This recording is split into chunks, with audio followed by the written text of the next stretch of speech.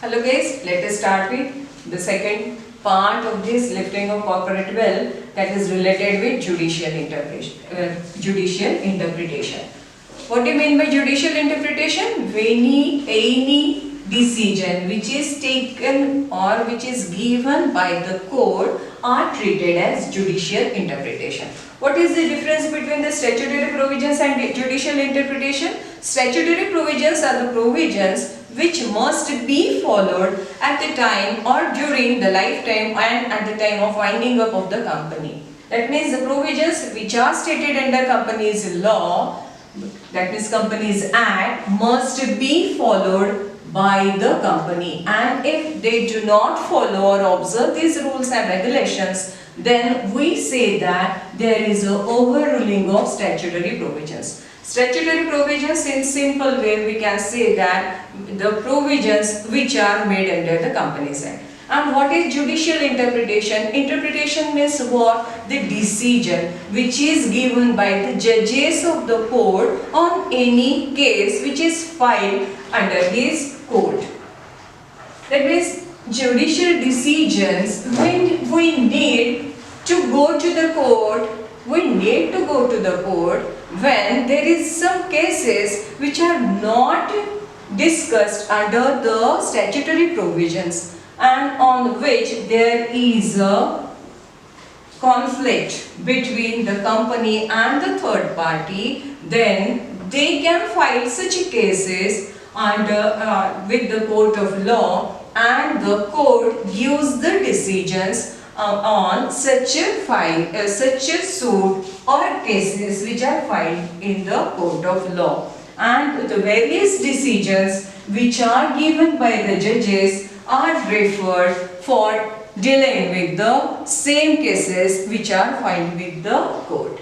So, what are the various judicial decisions?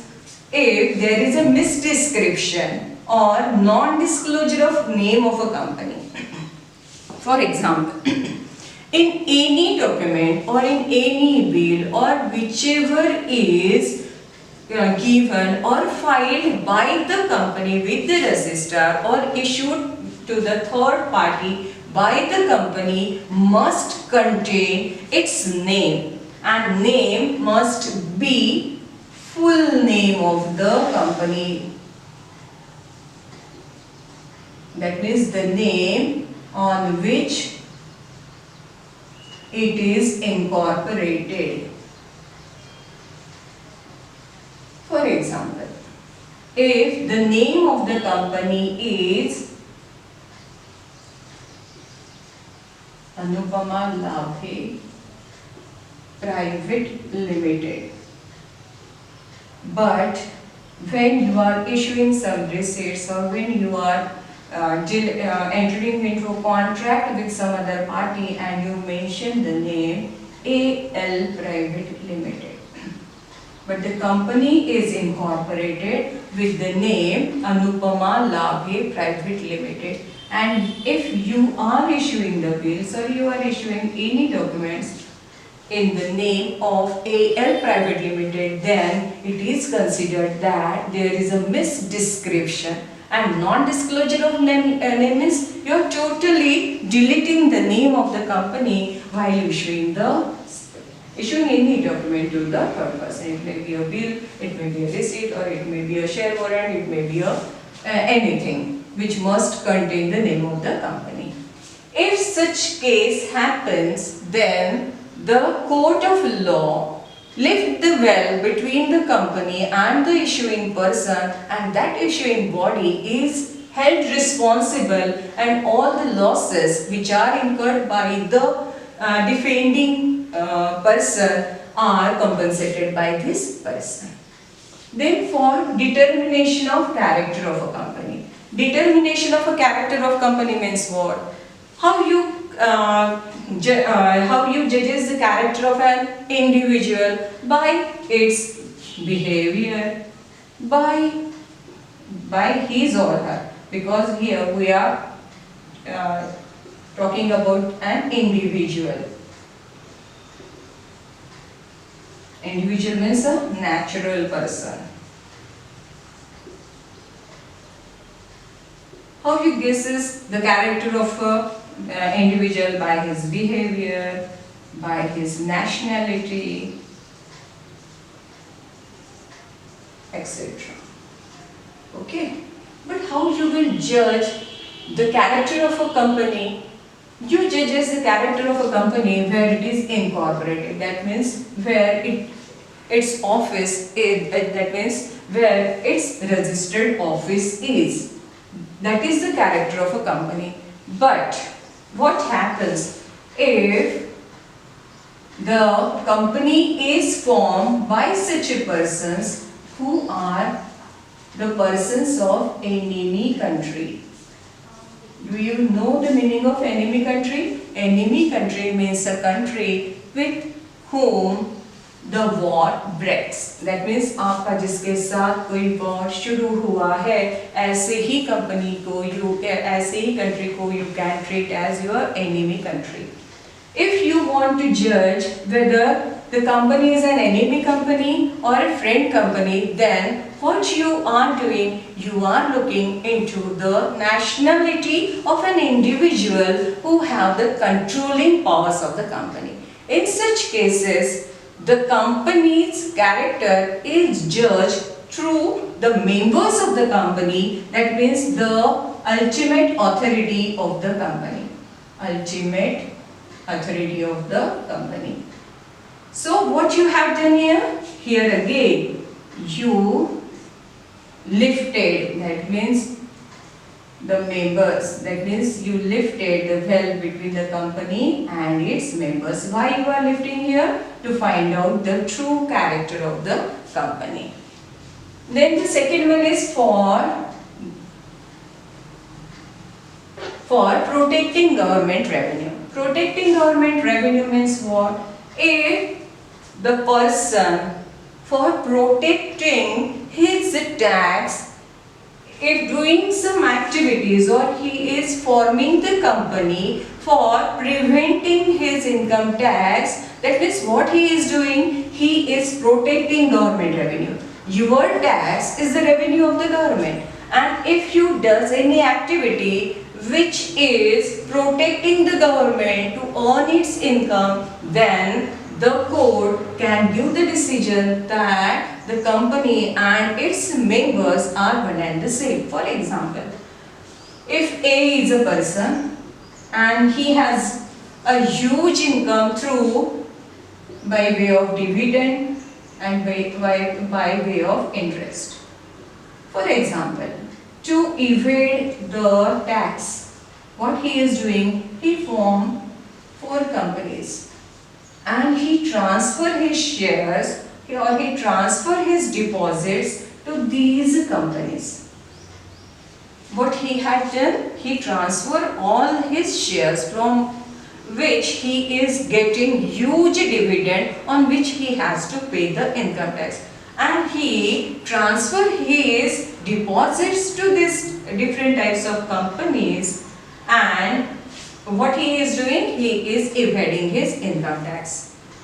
So why he had formed this company? Just to evade the income tax, and in such cases the court holds that the person A and these A limited company and B limited company and D limited company are one and the same, and these do not have the separate legal entity. You cannot treat these companies as separate from its members. Why this decision is taken by the court? Because the purpose of that person for forming these types of company is to protect the government from earning its revenue. Then prevention of fraud. Prevention of fraud means what?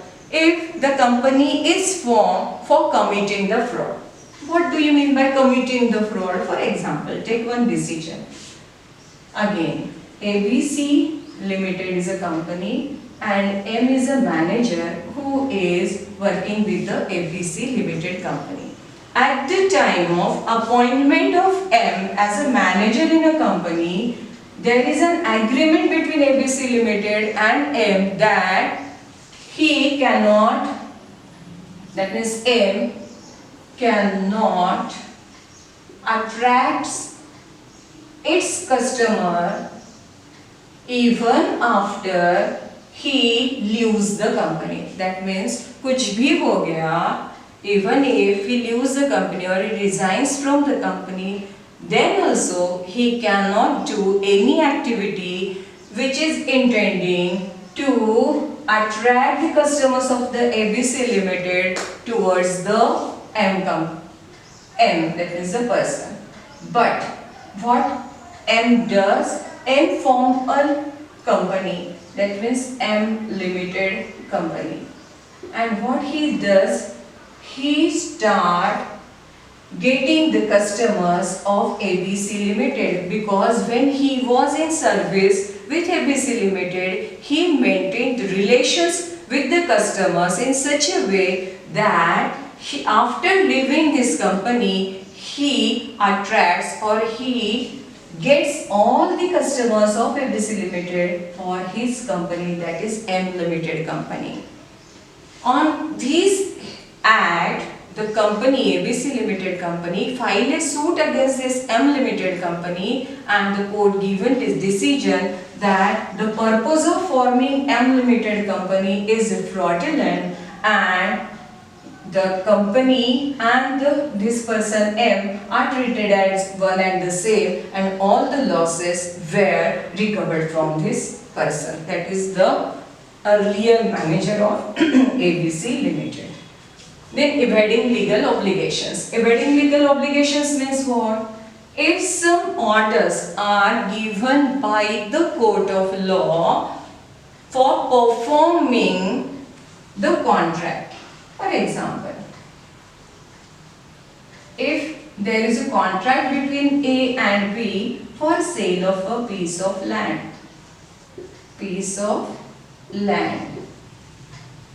There is a contract between A and B for selling a piece of land. A sells a piece of land to B, but court orders some specific performance.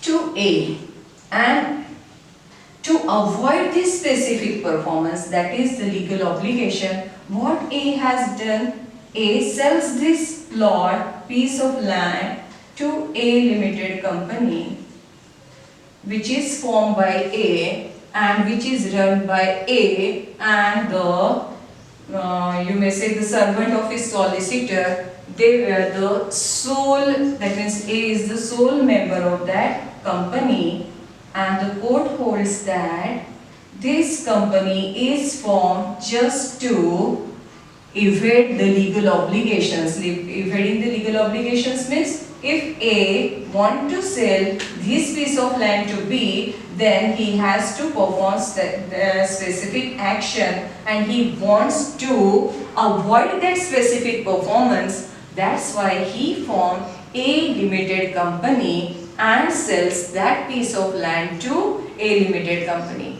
And when B reaches A and asks for his land, he told him that he already sold that piece of land to A Limited company and he has no, that means he has no relation or he is no more the owner of that piece of land. If you want to get your land back, you can file a case against A Limited company. But B filed a case against A and court make a decision that the A Limited company is just formed for evading the legal obligations and hold A responsible and compel him to sell the piece of land to B and recover his losses. Okay, this is all about lifting of corporate wealth. When you can lift the corporate wealth under two circumstances, that means statutory provisions and judicial interpretations. Okay, thank you.